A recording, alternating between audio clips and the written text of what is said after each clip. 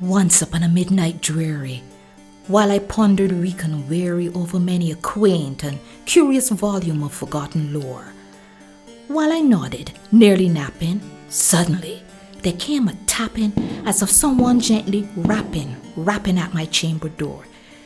"'Tis some visitor," I muttered, tapping at my chamber door. "Only this, nothing more." Distinctly I remember. It was in the bleak December, and each separate dying ember wrought its course upon the floor. Eagerly I wished the morrow. Vainly I had sought to borrow from my books surcease of sorrow for the lost Lenore, for the rare and radiant maiden whom the angels named Lenore, nameless here forevermore. And the silken, sad, uncertain rustling of each purple curtain thrilled me, filled me with fantastic terrors never felt before, so that now, to still the beating of my heart, I stood repeating, "'Tis some visitor entreating entrance at my chamber door. Some late visitor entreating entrance at my chamber door, this it is, nothing more." Presently, my soul grew stronger, hesitating then no longer. "Sir," said I, "or madam, truly, your forgiveness I implore. But the fact is I was napping, and so gently you came rapping, and so faintly you came tapping at my chamber door, that I scarce was sure I heard you." Here I opened wide the door.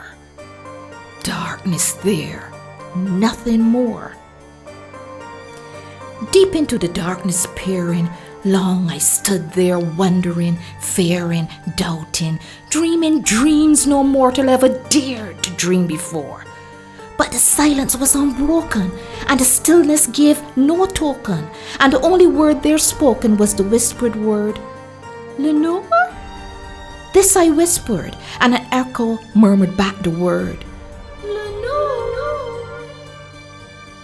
Merely this, and nothing more. Back into the chamber turning, all my soul within me burning. Soon again I heard a tapping, somewhat louder than before. "Surely," said I, "surely that is something at my window lattice. Let me see then what thereat is, and this mystery explore. Let my heart be still a moment and this mystery explore. 'Tis the wind and nothing more." Open here I flung the shutter, when with many a flirt and flutter, in there stepped a stately raven of the saintly days of yore.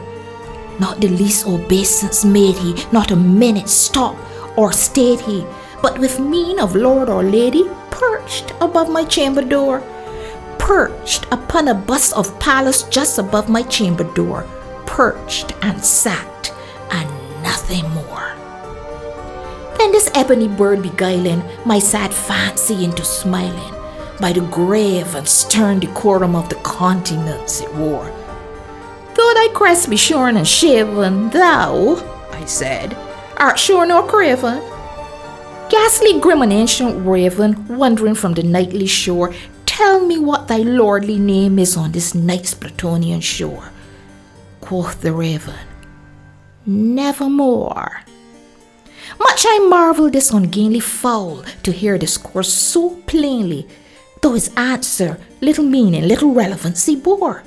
For we cannot help agreeing that no living human being ever yet was blessed with seeing bird above his chamber door, bird or beast upon the sculptured bust above his chamber door with such name as Nevermore.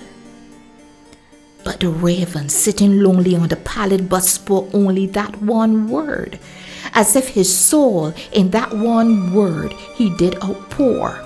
Nothing further than he uttered, not a feather then he fluttered, till I scarcely more than muttered, "Other friends have flown before.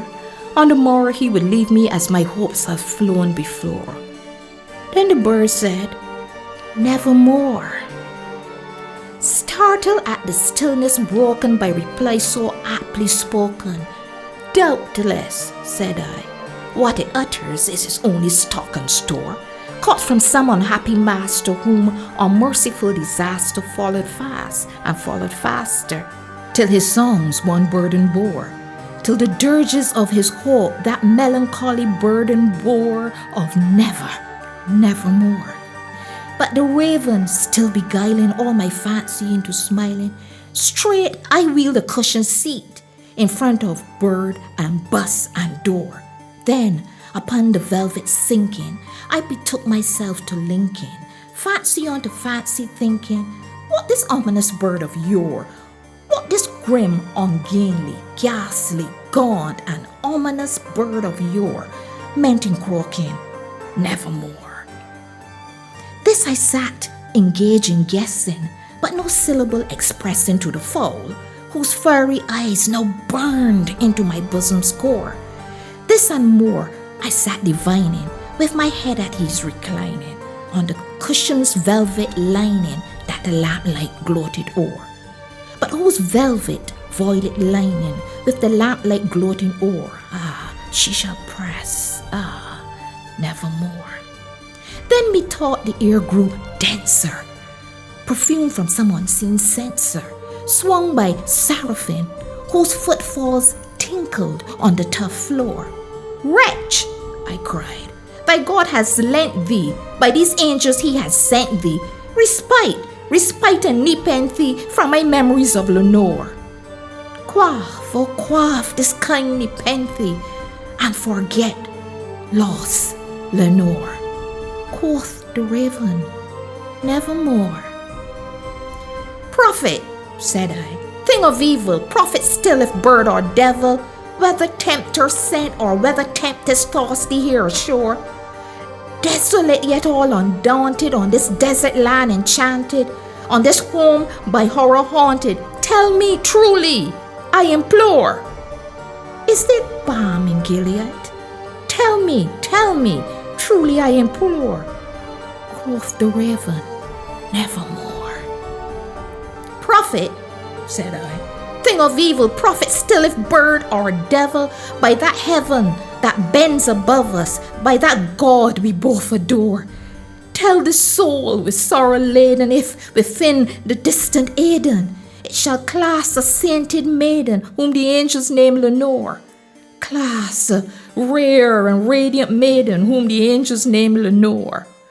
Quoth the raven, nevermore. Be that word or sign in parting, bird or fiend, I shriek up starting. Get thee back into the tempest and the night's Plutonian shore. Leave no black plume as a token of that lie thy soul has spoken.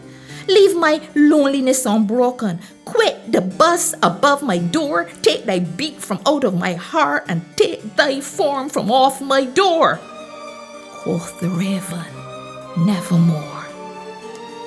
And the raven never flitting, still is sitting, on the pallid bust of Pallas just above my chamber door. And his eyes have all the seeming of a demon's that is dreaming, and the lamplight o'er him streaming throws a shadow on the floor. And my soul from out of that shadow that lies floating on the floor shall be lifted never.